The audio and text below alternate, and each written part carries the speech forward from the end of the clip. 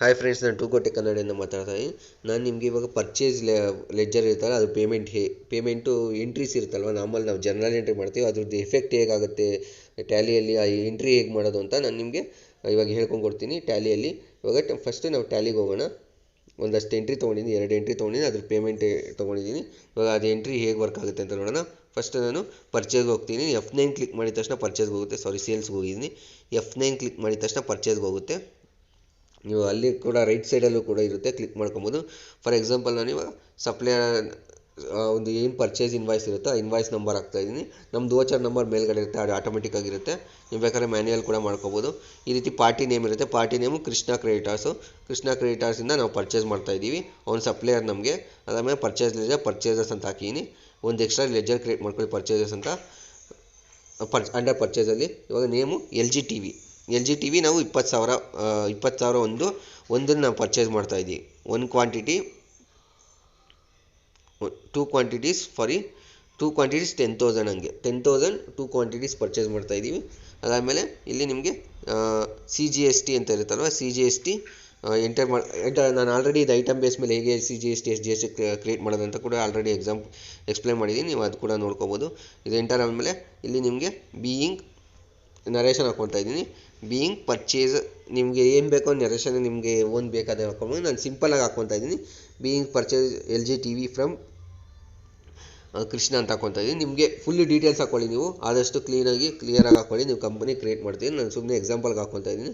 ಈ ರೀತಿ ನಾನು ಪರ್ಚೇಸ್ ಎಂಟ್ರಿ ಕ್ರಿಯೇಟ್ ಮಾಡಿದೆ. ಈ ಪರ್ಚೇಸ್ ಎಂಟ್ರಿ ಎಲ್ಲೆಲ್ಲಿ ಎಫೆಕ್ಟ್ ಆಗುತ್ತೆ ನಿಮಗೆ, ನೀವು ಬ್ಯಾಲೆನ್ಸ್ ಶೀಟಲ್ಲಿ ಹೋದರೆ ನೋಡಿ, ಕೃಷ್ಣ ಕ್ರೆಡಿಟಾರ್ಸ್ ಅನ್ನೋದು ಏನು ನಮಗೆ ಕರೆಂಟ್ ಲ್ಯಾಬಿಲಿಟಿಯಲ್ಲಿ ಕೃಷ್ಣ ಕ್ರೆಡಿಟಾರ್ಸ್ ಅನ್ನೋದು ನಮಗೆ ಎಫೆಕ್ಟ್ ಆಗಬೇಕು. ಕೃಷ್ಣ ಕ್ರೆಡಿಟಾರ್ಸ್ ಅನ್ನು 23,600 ಎಫೆಕ್ಟ್ ಆಗಬೇಕು.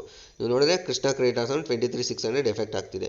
ಅದಾದಮೇಲೆ ನೀವು CGST SGST ಕೂಡ ಅಲ್ಲೇ ಇರುತ್ತೆ, ಅದು ಕೂಡ ನೀವು ಚೆಕ್ ಮಾಡ್ಕೊಂಡು ಪ್ರಾಫಿಟ್ ಆ್ಯಂಡ್ ಲಾಸ್ ಅಕೌಂಟ್ಗೆ ಹೋದರೆ ಪರ್ಚೇಸಸ್ಗೆ ಹೋದರೆ ನೀವು ಪರ್ಚೇಸಸ್ 20,000 ಎಫೆಕ್ಟ್ ಆಗಬೇಕು. ನಿಮ್ಗೆ 20,000 ಎಫೆಕ್ಟ್ ಆಗ್ತಿದೆಯಲ್ವಾ.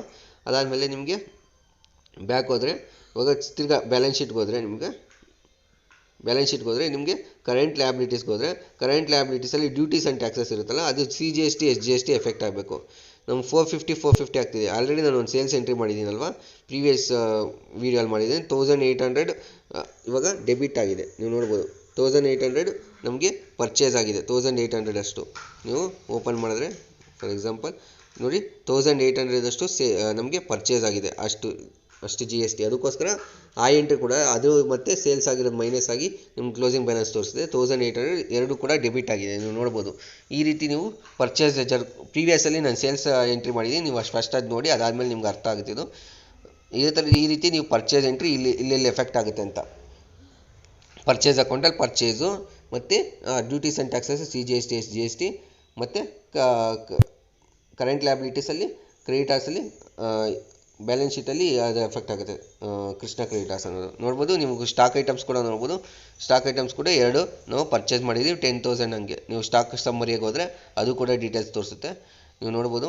ಈ ರೀತಿ ನೀವು ವೋಚರ್ಸ್ ಆಯಿತು. ಇವಾಗ ನಾವು ಅದೇ ಪೇಮೆಂಟ್ ವೋಚರ್ಸ್ಗೆ ಹೋಗೋಣ. ಪೇಮೆಂಟ್ಗೆ ಹೋದರೆ ನಾವು ಕೃಷ್ಣ ಅನ್ನೋರಿಗೆ ಪೇಮೆಂಟ್ ಮಾಡಬೇಕು. ಎಷ್ಟು ಕೃಷ್ಣ ಅನ್ನೋರಿಗೆ ಬೈ ಕೃಷ್ಣ ಕ್ರೆಡಿಟಾರ್ಸ್ ಅನ್ನೋರಿಗೆ ನಾವು ಎಷ್ಟು ಪೇಮೆಂಟ್ ಮಾಡಬೇಕು? 20,000 ಪೇಮೆಂಟ್ ಮಾಡಬೇಕು. ಯಾಕಂದರೆ ನಾವು 20,000ಕ್ಕೆ ಪರ್ಚೇಸ್ ಮಾಡಿದ್ದೀವಿ, 20,000ಕ್ಕೆ ಪೇಮೆಂಟ್ ಮಾಡಬೇಕು. ಅಗೇನೆಸ್ಟ್ ಕೊಟ್ಟಿದ ತಕ್ಷಣ ನಿಮಗೆ ಇಲ್ಲಿ ವೋಚರ್ ಬರುತ್ತೆ. ವೋಚರ್ ನಂಬರ್ ಹಾಕಿದರೆ ನೀವು 20,000 ರೂಪಾಯಿ ನಾವು ಪೇಮೆಂಟ್ ಮಾಡ್ತಾಯಿದ್ದೀವಿ. ಯಾವುದೇ 121 ಅಗೇನೆಸ್ಟು 121 ವೋಚರ್ ನಂಬರ್ಗೆ, ಇನ್ವಾಯ್ಸ್ ನಂಬರ್ಗೆ ಟು ಬ್ಯಾಂಕ್ ಅಕೌಂಟ್ 20,000 ನಾವು ಪೇಮೆಂಟ್ ಮಾಡ್ತಾಯಿದ್ದೀವಿ. Bank account 20,000. ಈ ರೀತಿ ನೀವು ಪರ್ಚೇಸ್ ಮಾಡಬೇಕಾದ್ರೆ ಈ ರೀತಿ ನೀವು ಪೇಮೆಂಟ್ ಕೂಡ ಮಾಡ್ಕೋಬೋದು. ನೋಡಿ, 20,000 ಪೇಮೆಂಟ್ ಕೂಡ ಆಗಿದೆ. ಈ ರೀತಿ ನೀವು ಜಸ್ಟ್ ಇವಾಗ 20,000 ರೂಪಾಯಿ ಪರ್ಚೇಸ್ ಮಾಡಿದ್ರೆ 20,000 ರೂಪಾಯಿ ಅದನ್ನು ಚೆಕ್ಕಲ್ಲಿ ಪೇ ಮಾಡ್ತೀವಿ. ಎಂಟರ್ ಕೊಟ್ಟಿದ ತಕ್ಷಣ ಚೆಕ್ ಟ್ರಾನ್ಸ್ಫರ್ ಈ ಥರ ಬರುತ್ತೆ. ಇನ್ಸ್ಟ್ರೂಮೆಂಟ್ ನಂಬರ್, ಅದ್ರ ಡೇಟ್ ಹಾಕಿ. ಇನ್ಸ್ಟ್ರೂಮೆಂಟ್ ನಂಬರ್ ಅಂದಿದ ತಕ್ಷಣ ಚೆಕ್ ನಂಬರ್ನ ಇನ್ಸ್ಟ್ರೂಮೆಂಟ್ ನಂಬರ್ ಅಂತಲೇ ಕರಿತೀವಿ. ಮತ್ತು ಎಲೆಕ್ಟ್ರಾನಿಕ್ ಫಂಡ್ ಟ್ರಾನ್ಸ್ಫರ್ ಆಗುತ್ತಲ್ಲ, ಆ ಫಂಡ್ ಟ್ರಾನ್ಸ್ಫರ್ ನಂಬರ್ ಬರುತ್ತೆ, NEFT ನಂಬರ್.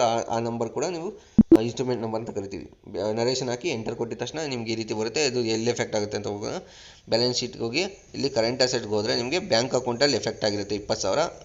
ನೀವು ಕರೆಂಟ್ ಲ್ಯಾಬಿಲಿಟೀಸ್ಗೆ ಹೋದರೆ ಕೃಷ್ಣ ಅಕೌಂಟಲ್ಲಿ ನಿಮ್ಗೆ ಡಿಡಕ್ಟ್ ಆಗಿರುತ್ತೆ. ಯಾಕಂದರೆ ನಾವು 20,000 ರೂಪಾಯಿ ಆಲ್ರೆಡಿ ಪೇಮೆಂಟ್ ಮಾಡಿದ್ದೀವಿ. 23,000ದಲ್ಲಿ 20,000 ರೂಪಾಯಿ ಪೇಮೆಂಟ್ ಮಾಡಿದ್ರೆ ಇನ್ನು 3,600 ಮಿಕ್ಕಿದೆ. 3600 ಅವನ ಅಕೌಂಟಲ್ಲಿದೆ ಕ್ರೆಡಿಟ್ ಬ್ಯಾಲೆನ್ಸು. ಇಷ್ಟು ನಾವು ಪೇ ಮಾಡಬೇಕು. ಆ್ಯಕ್ಚುಲಿ 3600 ರೂಪಾಯಿ ನಾವು ಇನ್ನೂ ಪೇ ಮಾಡಬೇಕು. ಅದಾದಮೇಲೆ ನೀವು ಪೇಮೆಂಟ್ ಕರೆಂಟ್ ಅಸೆಟ್ಸ್ಗೆ ಹೋದರೆ ಇಲ್ಲಿ ಬ್ಯಾಂಕ್ ಅಕೌಂಟ್ಗೆ ಹೋದರೆ ಬ್ಯಾಂಕ್ ಅಕೌಂಟ್ಗೆ 8950 ಅಂತ ಇದೆ. 8950 ಆ್ಯಕ್ಚುಲಿ ನಮಗೆ 20,000 ಬರಬೇಕು. ಬಟ್ ಏನು ಅಂದರೆ ಆಲ್ರೆಡಿ ಸೇಲ್ಸ್ ಎಂಟ್ರಿ ಇದೆ ಒಂದು. ನೀವು ಅದಕ್ಕೂ ಎಂಟರ್ ಮಾಡಿದ್ರೆ ಹೋದರೆ ನಿಮಗೆ ಬ್ಯಾಂಕ್ ಅಕೌಂಟ್ಗೆ ಹೋದರೆ ಈ ರೀತಿ ನಿಮಗೆ ನೋಡ್ಬೋದು 20,000 ಕ್ರೆಡಿಟ್ ಬ್ಯಾಲೆನ್ಸ್ ಇದೆ. ಆಲ್ರೆಡಿ ನಾವು ಸೇಲ್ಸ್ ಎಂಟ್ರಿ ಒಂದು ಮಾಡಿದ್ದೀವಿ, ಅದಕ್ಕೋಸ್ಕರ ಡೆಬಿಟ್ ಬ್ಯಾಲೆನ್ಸ್ ಒಂದು ತೋರಿಸ್ತಿದೆ. ನೀವು ಅಲ್ಲಿ ಹೋದರೆ ನೋಡಿ ಡೆಬಿಟ್ ಬ್ಯಾಲೆನ್ಸ್ 11,000 ಇದೆ, ಕ್ರೆಡಿಟ್ ಬ್ಯಾಲೆನ್ಸ್ 20,000 ಇದೆ. ಈ ರೀತಿ ನಿಮಗೆ ಎಂಟ್ರಿ ಎಫೆಕ್ಟ್ ಆಗುತ್ತೆ ಬ್ಯಾಂಕ್ ಅಕೌಂಟಲ್ಲಿ ಮತ್ತು ಕೃಷ್ಣ ಅಕೌಂಟಲ್ಲಿ, ಕ್ರೆಡಿಟಾರ್ಸ್ ಅಕೌಂಟಲ್ಲಿ. ಇವಾಗ ನಾವು ಇನ್ನೊಂದು ಎಂಟ್ರಿ ಮಾಡೋಣ. ರಾಜು ಕ್ರೆಡಿಟಾರ್ಸ್ ಅನ್ನೋದು ಆಯಿಲ್ ಪರ್ಚೇಸ್ ಮಾಡೋದು 400 rupees ಅಷ್ಟು. ಇವಾಗ ನಾವು ಇದು ಎಂಟ್ರೀಸ್ ನಾವು ಇದ್ರಾಗೂ ಕೂಡ ನೋಡ್ಬೋದು. ಔಟ್ಸ್ಟ್ಯಾಂಡಿಂಗಲ್ಲಿ ಪೇಯಬಲ್ಸಲ್ಲಿ ನೋಡಿದ್ರೆ ಇಲ್ಲಿ 3,800 ನಾವು ಪೇ ಮಾಡೋ ಅಮೌಂಟ್ ಇರುತ್ತಲ್ವ, 3,600 ನಾವು ಪೇ ಮಾಡಬೇಕು. ಪೇಯಬಲ್ಸ್ಗೆ ಹೋದರೆ ಸ್ಟೇಟ್ಮೆಂಟ್ ಆಫ್ ಅಕೌಂಟ್ಸ್ ಔಟ್ಸ್ಟ್ಯಾಂಡಿಂಗ್ ಹೋದರೆ ಪೇಯಬಲ್ಸಲ್ಲಿ ನಿಮ್ಗೆ ಈ ರೀತಿ ನಿಮ್ಗೆ ಡಿಸ್ಪ್ಲೇ ಆಗುತ್ತೆ. ಆ್ಯಕ್ಚುಲಿ ಇವಾಗ ನಾವು ತಿರ್ಗಾ ಪರ್ಚೇಸ್ಗೆ ಹೋಗೋಣ. ಪರ್ಚೇಸು ನಾವು ಆಯಿಲ್ ಪರ್ಚೇಸ್ ಮಾಡ್ತೀವಿ. 1212 ಅನ್ನೋದು ಇನ್ವಾಯ್ಸ್ ನಂಬರು, ಇದು ಡೇಟು ಪರ್ಚೇಸ್ ಇನ್ವಾಯ್ಸ್ ಡೇಟು ಹಾಕ್ಕೊಂಡಿದ್ದೀವಿ. ಅದಾದಮೇಲೆ ಪಾರ್ಟಿ ನೇಮು ರಾಜು, ಪರ್ಚೇಸ್ ಲೆಜರು. ಇಲ್ಲಿ ನಾವು ಆಯಿಲ್ ಅನ್ನೋದನ್ನು ಪರ್ಚೇಸ್ ಮಾಡ್ತಾಯಿದ್ದೀವಿ. ಕ್ವಾಂಟಿಟಿ ಎಷ್ಟು ಪರ್ಚೇಸ್ ಮಾಡ್ತಾಯಿದ್ದೀವಿ, ನಾವು total 8 quantities. Rate per quantity ಅಷ್ಟು, ರೇಟ್ ಪರ್ ಲೀಟರ್ ಅನ್ನೋದನ್ನು 8 ಲೀಟರು 80 rupees ಅಲ್ವಾ. 5 litres 8 400 rupees 80 rupees 5 litre purchase ಮಾಡ್ತಾಯಿದ್ವಿ. ಆದಮೇಲೆ IGST ನಾವು ಕ್ಯಾಲ್ಕುಲೇಟ್ ಮಾಡ್ತಾ, ರಾಜು ಅನ್ನೋರು ತಮಿಳ್ನಾಡವರು, ಅದಕ್ಕೋಸ್ಕರ IGST ಕ್ಯಾಲ್ಕುಲೇಟ್ ಮಾಡ್ತಾಯಿದ್ದೀವಿ. ಅದಾದಮೇಲೆ ನಾವು ನರೇಷನ್ ಹಾಕ್ತಾಯಿದ್ದೀವಿ. ಆಟೋಮೆಟಿಕ್ಕಾಗಿ ನಿಮಗೆ IGST ಕ್ಲಿಕ್ ಮಾಡಿದ ತಕ್ಷಣ ಆಟೋಮೆಟಿಕ್ಕಾಗಿ ಅಮೌಂಟ್ ತೋರಿಸುತ್ತೆ. Being purchases of oil from Raju, okay enter ಕೊಟ್ವಿ. ಈ ಎಫೆಕ್ಟ್ ಎಂಟ್ರಿ ಎಲ್ಲಾಗಿದೆ ಅಂತ ಚೆಕ್ ಮಾಡೋಣ. ಬ್ಯಾಲೆನ್ಸ್ ಶೀಟ್ಗೆ ಹೋಗೋಣ. ಬ್ಯಾಲೆನ್ಸ್ ಶೀಟಲ್ಲಿ ಕರೆಂಟ್ ಲಯಬಿಲಿಟೀಸ್ಗೆ ಹೋದರೆ ಅಲ್ಲಿ ಸಂಡ್ರಿ ಕ್ರೆಡಿಟಾರ್ಸ್ಗೆ ಹೋದರೆ ನಿಮಗೆ ಎಫೆಕ್ಟ್ ಆಗಿರುತ್ತೆ. ನೀವು ನೋಡಿ ರಾಜು ಅನ್ನೋರು ತಾವ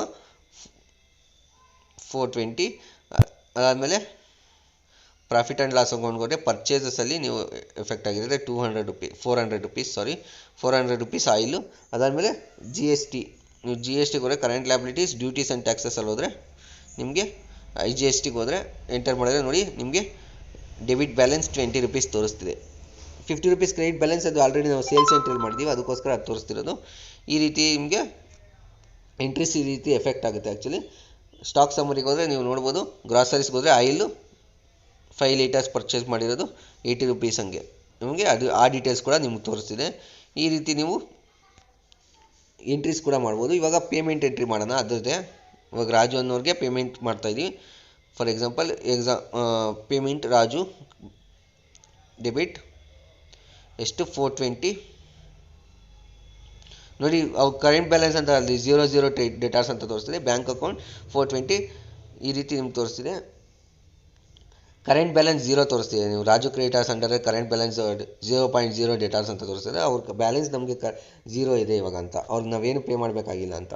ಎಲ್ಲ ಪೇ ಮಾಡಿ ಬೀಯಿಂಗ್ ಪೇಡ್ ಟು ರಾಜು ಅಂತ ಹಾಕಿದ್ದೀನಿ ಸುಮ್ಮನೆ ಹಂಗೆ. ಈ ರೀತಿ ನೀವು ಕೊಟ್ಟಿದ ತಕ್ಷಣ ನಿಮ್ಗೆ ಐ ಎಫೆಕ್ಟ್ ಕೂಡ ಎಂಟ್ರಿಯಲ್ಲಿ ತೋರಿಸಿರುತ್ತೆ. ಬ್ಯಾಲೆನ್ಸ್ ಶೀಟ್ಗೆ ಹೋದರೆ ನಿಮಗೆ ನೀವು ಬ್ಯಾಂಕ್ ಅಕೌಂಟ್ಗೆ ಹೋದರೆ ಬ್ಯಾಂಕ್ ಅಕೌಂಟ್ ಎಂಟ್ರಿ ನೋಡ್ಬೋದು. ಎಂಟ್ರಿ 420 rupees ನಿಮ್ಗೆ ತೋರಿಸ್ತಿದೆ ಪೇಮೆಂಟ್ ಮಾಡಿದ ಕ್ರೆಡಿಟ್ ಬ್ಯಾಲೆನ್ಸು. ಮತ್ತು ಸೇಲ್ಸ್ ಎಂಟ್ರೀಸು ಕೂಡ ನಾವು ಮಾಡಿದ್ದೀವಿ, ಪೇಮೆಂಟ್ ಮಾಡಿದ್ದೀವಿ. ಈ ರೀತಿ ನೀವು ಅಲ್ಲಿ ಬ್ಯಾಂಕ್ ಅಕೌಂಟ್ಗೆ ಹೋದರೆ ಈ ರೀತಿ ತೋರಿಸುತ್ತೆ. ಆ್ಯಕ್ಚುಲಿ ಬ್ಯಾಂಕ್ ಅಕೌಂಟ್ ಪೂರ್ತಿ ಟ್ರಾನ್ಸಾಕ್ಷನ್ಸ್ ತೋರಿಸುತ್ತೆ. ಅದಾದಮೇಲೆ ಕರೆಂಟ್ ಲಯಬಿಲಿಟೀಸ್ಗೆ ಹೋದರೆ ಸಂಡ್ರಿ ಕ್ರೆಡಿಟಾರ್ಸ್ಗೆ ಹೋದರೆ ನೋಡಿ ಅದು ಹೌದು ಇವರು ಡೀಟೇಲೇ ಕಾಣಿಸ್ತಿದೆ. ರಾಜು ಕ್ರೆಡಿಟಾರ್ಸ್ ನಾವು ಆಲ್ರೆಡಿ ಪೇ ಮಾಡಿಬಿಡ್ತೀವಿ, ಅದಕ್ಕೋಸ್ಕರ ಬ್ಯಾಲೆನ್ಸ್ ತೋರಿಸ್ತಿದೆ ಕ್ಲೋಸಿಂಗ್ ಬ್ಯಾಲೆನ್ಸು. ಈ ರೀತಿ ನಮಗೆ ಪೂರ್ತಿ ಡೀಟೇಲ್ಸ್ ಕೂಡ ಈ ರೀತಿ ಈ ರೀತಿ ನೀವು ಟ್ರಾನ್ಸಾಕ್ಷನ್ಸ್ ಕೂಡ ಮಾಡ್ಬೋದು. ನೀವು ಔಟ್ಸ್ಟ್ಯಾಂಡಿಂಗ್ ಹೋದರೆ ಪೇಬಲ್ಸ್ ನೋಡಿದ್ರೆ 3,600 ಅವ್ರು ಮಾತ್ರ ಇದೆ, ಇನ್ನೊಬ್ರದ್ದಿಲ್ಲ. ರಾಜು ಕ್ರೆಡಿಟಾರ್ಸ್ ಅನ್ನೋರ್ದಿಲ್ಲ. ರಾಜು ಕ್ರೆಡಿಟಾರ್ಸ್ ಅನ್ನೋದು ಏನಕ್ಕಿಲ್ಲ ಅಂದರೆ ನಾವು ಆಲ್ರೆಡಿ ಪೇಮೆಂಟ್ ಮಾಡಿದ್ದೀವಿ. ಆ ಪೇಮೆಂಟ್ ಮಾಡಿರೋದು ಬ್ಯಾಲೆನ್ಸ್ ಶೀಟಲ್ಲಿ ನಿಮಗೆ ಎಫೆಕ್ಟ್ ಆಗ್ತಿದೆ, ನೀವು ಅದು ಕೂಡ ಚೆಕ್ ಮಾಡ್ಕೊಬೋದು. ಈ ರೀತಿ ನೀವು ನಾರ್ಮಲ್ಲು ಎಕ್ಸೆಲ್ ಎಂಟ್ರೀಸ್ ಇರುತ್ತಲ್ಲ, ಎಕ್ಸೆಲಲ್ಲಿ ನೀವೇನೋ ಜರ್ನಲ್ ಎಂಟ್ರಿ ಬರ್ಕೊಂಡ್ರೆ ಅದು ನೀವು ಪ್ರಾಕ್ಟಿಕಲ್ ಹೇಗೆ ಟ್ಯಾಲಿಯಲ್ಲಿ ನಾವು ಮಾಡ್ಬೋದು ಅಂತ ನಾನು ನಿಮಗೆ ಒಂದು ಐಡಿಯಾ ತೋರಿಸಿದ್ದು. ಈ ರೀತಿ ನೀವು ತುಂಬ ಜನಕ್ಕೆ ಪ್ರಾಕ್ಟಿಕಲಾಗಿ ಗೊತ್ತಿರಲ್ಲ, ಯಾಕಂದರೆ ನಾವು ನಾರ್ಮಲಾಗಿ ಸ್ಕೂಲ್ಗಳಲ್ಲೆಲ್ಲ ಪ್ರಾಕ್ಟಿಕಲಾಗಿ ತೋರಿಸಲ್ಲ, ಕಾಲೇಜ್ಗಳಲ್ಲೆಲ್ಲ ಪ್ರಾಕ್ಟಿಕಲಾಗಿ ತೋರಿಸಲ್ಲ. ಯಾಕೆಂದರೆ ಪ್ರಾಕ್ಟಿಕಲಾಗಿ ತೋರಿಸೋದು ಅವ್ರು ರೂಢಿ ಮಾಡಿಸ್ಬೇಕು ಆ್ಯಕ್ಚುಲಿ.